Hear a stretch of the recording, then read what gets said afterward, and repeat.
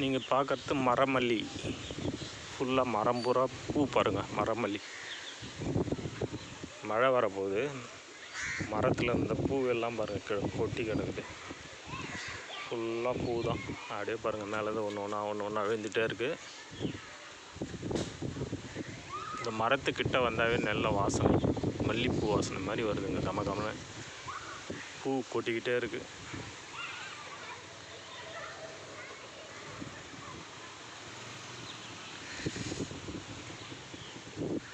மரமல்லி முருகருக்கு உகந்த மரம். இந்த பூவோட பூ தான்.